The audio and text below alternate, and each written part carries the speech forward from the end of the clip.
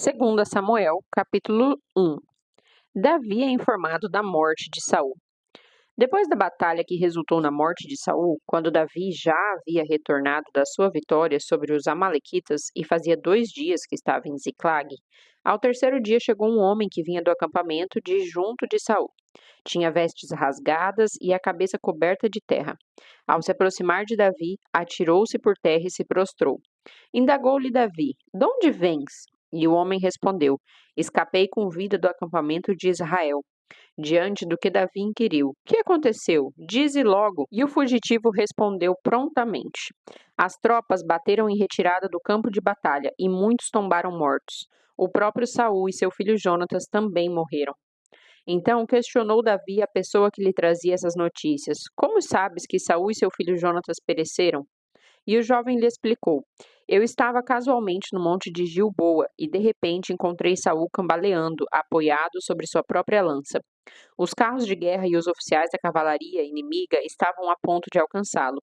Assim que ele se virou e me viu, chamou-me em alta voz e eu prontamente respondi: 'Eis-me aqui, Senhor.' Então indagou-me: 'Quem és tu?' E eu disse: 'Sou a Malequita.' Em seguida ordenou-me: 'Aproxima-te e mata-me, porque estou sob as cãibras e a angústia da morte. Contudo, ainda estou vivo.' Por este motivo me dirigi até ele e o matei, porquanto havia constatado que ele não sobreviveria ao ferimento. Depois tomei seu diadema, a coroa que trazia sobre a cabeça e seu bracelete real e os trouxe a ti, meu senhor."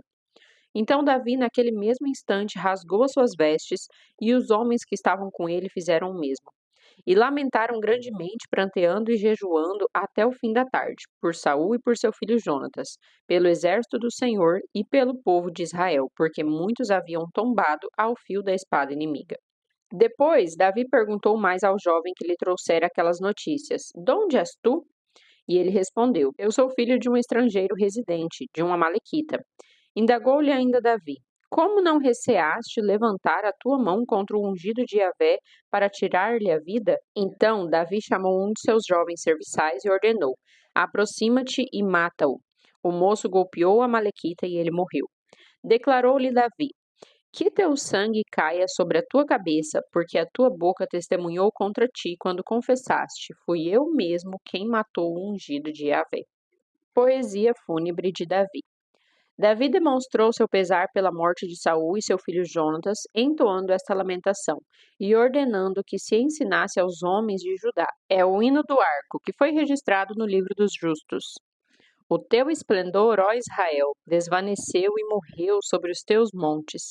Como tombaram os nossos soldados mais valentes? Não divulgueis isso em Gate, não o anuncieis nas ruas de Ascalon, a fim de que não se regozijem as filhas dos filisteus, nem se alegrem as filhas dos incircuncisos. Ó colinas de Gilboa, nunca mais haja orvalho nem chuva sobre vós, nem campos férteis que produzam trigo para as ofertas. Porquanto ali foi profanado o escudo dos guerreiros, o escudo de Saul, que jamais será polido com óleo.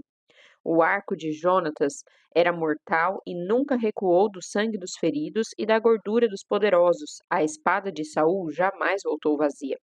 Saul e Jonatas, amados e excelentes na vida e na morte, não se separaram. Mais do que as águias eram velozes, mais do que os leões eram fortes.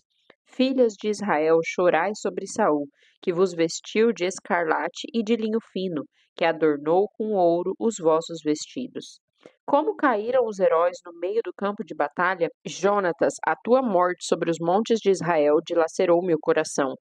Como todo o meu ser lamenta por ti, meu irmão amado. Como te queria bem, tua amizade era para mim mais preciosa do que o amor das mulheres. Caíram, pois, os notáveis guerreiros e todas as suas armas de luta não têm mais importância. Segunda Samuel, capítulo 2. Davi é aclamado rei de Judá. Passados esses acontecimentos, Davi consultou a Deus, o Senhor. Deverei subir a governar alguma das cidades de Judá? E Yahvé lhe respondeu: Sobe. Então Davi indagou: A qual subirei? E a resposta foi: A Hebrom. E assim Davi subiu para Hebrom com as suas 2 esposas, Ainoã de Jezreel e Abigail, viúva de Nabal, o carmelita. Davi também levou os seus soldados com as suas famílias e eles ficaram morando nas cidades vizinhas a Hebrom. Então, os cidadãos de Judá foram a Hebrom e ali ungiram Davi rei da tribo de Judá. Informado de que os moradores de Jabes de Gileade haviam sepultado Saul, Davi enviou-lhes alguns homens com a missão de lhes entregarem a seguinte mensagem: Benditos sejais de Yahvé, por terdes realizado esta obra de misericórdia para com Saul, vosso senhor, e lhe terdes dado uma digna sepultura. Que Yahvé tenha para convosco misericórdia e bondade, e eu também vos farei bem, porque assim procedestes. E agora enchei-vos de coragem e sede valorosos, porque Saul, vosso rei, está morto. Quanto a mim, a casa de Judá já me sagrou seu rei. Isbosete torna-se rei de Israel. Enquanto isso, Abner, filho de Ner, comandante do exército de Saul, levou Isbosete, filho de Saul, a Manaim, onde o proclamou rei de Gileade sobre todos os Azuritas em Jezreel, Efraim, Benjamim e toda a terra de Israel. Isbosete, filho de Saul, tinha 40 anos quando começou a reinar sobre Israel e reinou 2 anos. A tribo de Judá, porém, seguia Davi. Davi reinou em Hebrom sobre a tribo de Judá durante 7 anos e 6 meses. Davi vence Isbosete. Abner, filho de Ner, e o exército de Isbosete, filho de Saul, partiram de Manaim e marcharam para Gibeon. Joabe, filho de Zeruia, e os soldados de Davi foram ao encontro deles no açude de Gibeon. Um grupo tomou posição num lado da represa, a outra tropa no lado oposto. Então Abner propôs a Joabe: Deixa que venham alguns jovens e lutem diante de nós. Joabe prontamente respondeu: Que lutem. Vieram eles e foram contados, 12 guerreiros de Benjamim, por Isbosete, filho de Saul, e 12 da guarda de Davi. E aconteceu que cada soldado conseguiu agarrar seu adversário pela cabeça e fincou-lhe o punhal no lado, e juntos caíram mortos. Por esse motivo, aquele lugar situado em Gibeon ficou conhecido como Campo dos Punhais Hostis. Houve naquele dia uma terrível e sangrenta batalha, e Abner e todos os homens de Israel foram derrotados pelos soldados de Davi. Estavam lá os 3 filhos de Zeruia, Joabe, Abisai e Asael. Ora, Asael era rápido na corrida como as gazelas selvagens. Ele se lançou em perseguição de Abner sem se desviar das suas pegadas, nem para a direita nem para a esquerda. Abner olhou para trás e indagou: És tu, Asael? E ele replicou: Sou eu.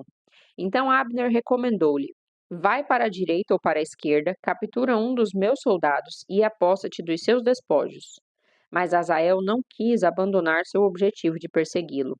Abner voltou a advertir Asael, exclamando: Deixa de seguir-me, porquanto não quero ferir-te de morte. Como poderia eu encarar teu irmão Joabe nos olhos de novo?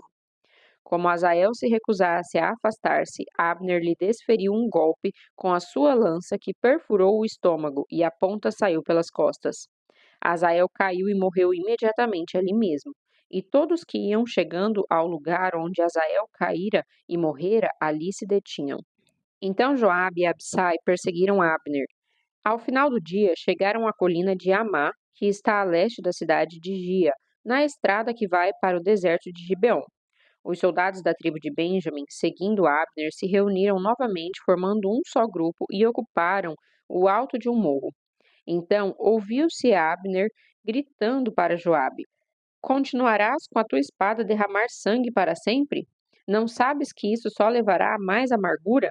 Até quando te demorarás em ordenar às tuas tropas que desistam de perseguir teus próprios irmãos? Diante do que Joabe exclamou em resposta: Juro por Yahvé, o nome de Deus, que se não tivesse erguido a tua voz, o meu exército perseguiria cada um dos teus irmãos até amanhã de manhã. Em seguida, Joabe mandou soar a trombeta e todo o exército suspendeu o combate. Cessou a perseguição a Israel e terminou completamente a guerra. Abner e os seus homens caminharam durante toda a noite pela Arabá, o vale do Jordão. Atravessaram o rio Jordão e, depois de marcharem toda a manhã do dia seguinte, chegaram à cidade de Maanaim. Assim que Joabe cessou sua perseguição, reuniu toda a sua milícia e verificou que estavam faltando 19 guerreiros, além de Asael. Porém, a guarda de Davi havia matado 360 soldados de Abner, todos eles pertencentes à tribo de Benjamim. Levaram o corpo de Asael e o sepultaram no túmulo de seu pai, em Belém. Depois disso, Joabe e seus guerreiros marcharam durante toda a noite e chegaram a Hebrom ao raiar do dia. 2 Samuel, capítulo 3. Durou muito tempo o conflito entre os que apoiavam a família de Saul e os que defendiam Davi. Contudo, Davi ia ficando cada dia mais forte e os aliados de Saul cada vez mais fracos. Os filhos de Davi em Hebrom. Os filhos nascidos a Davi em Hebrom foram o seu primogênito Amnon, filho de Ainoã, de Jezreel; o segundo, Quileabe, de Abigail, viúva de Nabal, de Carmelo; o terceiro, Absalão, de Maaca, filha de Talmai, rei de Gesur; o quarto, Adonias, de Agite; o quinto, Cefatias, de Abital; e o sexto, Itreão, de sua mulher Eglá. Todos esses filhos de Davi nasceram em Hebrom. Abner faz um acordo com Davi. Eis que aconteceu durante a guerra entre a casa de Saul e a de Davi, Abner se arrogava todo o poder na casa de Saul. Havia uma concubina de Saul chamada Rispa, filha de Aiá. Certa ocasião, Isbosete indagou a Abner: "Por que deitaste com a serva de meu pai?" Ao ouvir o questionamento de Isbosete, Abner se encolerizou e retrucou: "Sou por acaso como um cão desprezível a serviço de Judá? Até o dia de hoje tenho sido absolutamente leal à casa de Saul, teu pai, para com seus irmãos e amigos, e não te deixei cair nas mãos de Davi. E vens agora levantando tal acusação envolvendo essa mulher. Que Deus me castigue com toda severidade se eu não fizer por Davi o que Yahvé já prometeu a Davi em juramento: transferir a majestade do reino de Saul e de seus descendentes para Davi, estabelecendo a realeza do trono de Davi sobre todo Israel e Judá, de Dan a Berseba."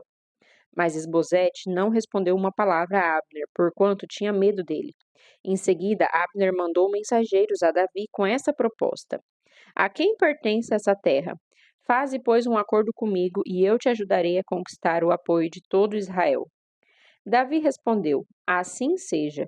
Farei um pacto contigo. Entretanto, tenho uma condição: não serás admitido à minha presença, salvo se quando vieres me trouxeres Mical, filha de Saul." E Davi enviou mensageiros a Isbosete, filho de Saul, para lhe dizerem: "Entrega-me a minha mulher Mical, a quem desposei mediante o generoso pagamento do valor estipulado de 100 prepúcios de filisteus." Diante dessa intimação, Isbosete mandou que a tirassem do seu marido Paltiel, filho de Laís. Porém, Paltiel partiu no seu encalço e a seguiu aos prantos até Baurim. Contudo, Abner ordenou-lhe que retornasse para casa. Ele obedeceu e voltou.